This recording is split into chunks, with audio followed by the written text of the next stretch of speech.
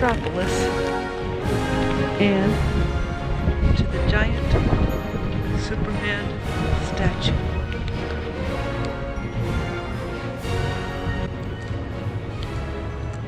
As you can see, we are in the super city of Metropolis, Illinois. Some fun facts about the statue. It is the largest Superman statue in the world at 15 feet tall and weighing 6,000 pounds.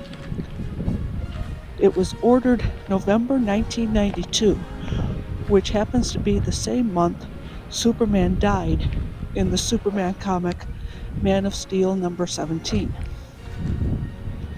It arrived in Metropolis in 1993 and was unveiled on June 5th. The initials of the 30 employees of the company that made the statue are under the left boot. Also, a small spot on the left boot was left unpainted so it could be rubbed for good luck. I love how they got all the colors going. Those are some great colors, aren't they? Do you remember the ice cream from a long time ago? Some of the movie posters. And of course, photo opportunities. And let's not forget to check out the car. This must be from the George Reeves era. Okay, we are now going through the Superman Museum. I feel like I should be whispering. There is all kinds of stuff in here that is Superman. Okay. The owner and founder of the museum, Jim Hambrick, got a Superman lunchbox when he was 5 years old, and he was instantly hooked. He started collecting, and his collection kept growing, and in 1993, coincidentally, the same year that the Superman statue arrived, he and his collection moved from California to Metropolis and opened up the Super Museum.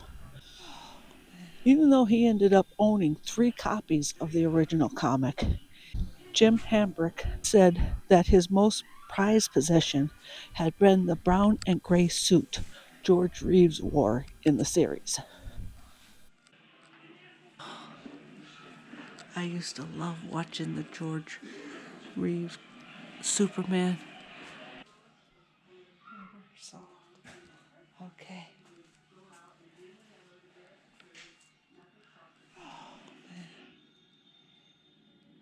The Death and Life of Superman. I read that book. It was fantastic. I loaned that book to a lot of people, and everybody loved reading that book.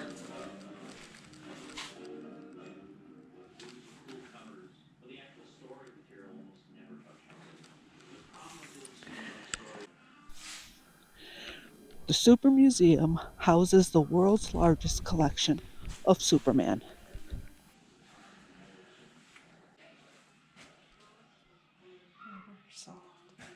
Okay.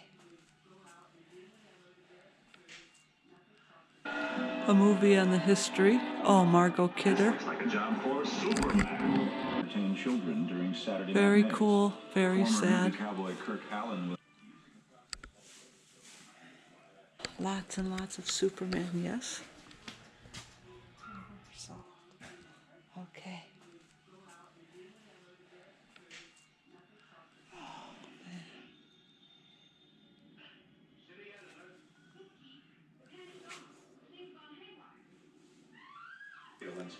Foam rubber Nikon, also used in the Hoover Dam scenes. Jimmy suit.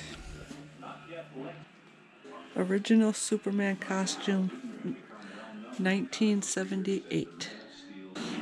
I got to see Christopher Reeve in person one time after his movie Somewhere in Time. I was living in Detroit, and he actually made an appearance there.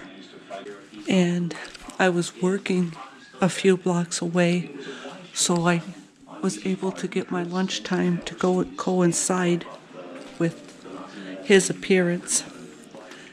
And I was actually able to go and see him. And even though I was in the back of the crowd, his eyes were still so blue.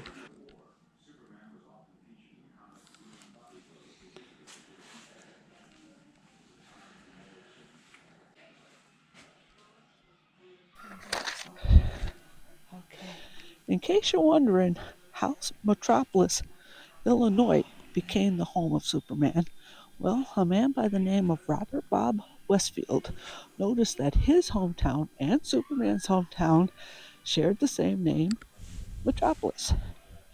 And Metropolis, Illinois was the only town with that name. Bob was the spark between the Metropolis Chamber of Commerce and the DC Comics that made it possible to come to an agreement and make Metropolis, Illinois, the official home of Superman.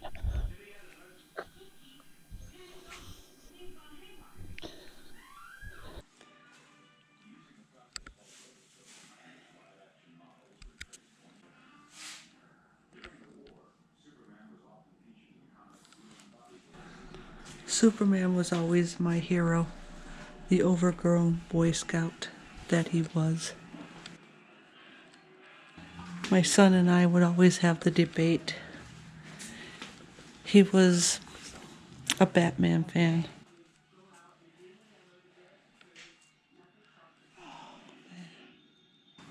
Mole Cap. I remember the Mole Man episode. I think at some point I did watch all of the George Reeves episodes, even though they were on way before my time.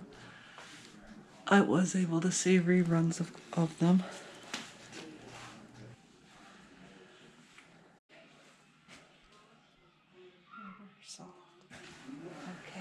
I mean, just how cool is this place?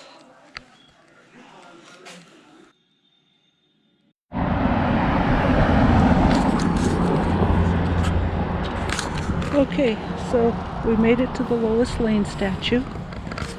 Here we go, and that's Noel Neill as Lois Lane, also known as the First Lady of Metropolis. How do I know that? Because I read it on that sign. Very clever, yes? Alright, now we gotta go find some kryptonite.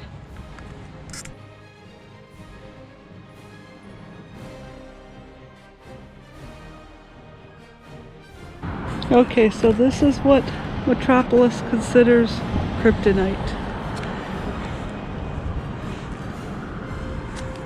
It's a real rock, and I guess they had to paint it to look a little alien. That's okay though, it's still a lot of fun visiting Metropolis.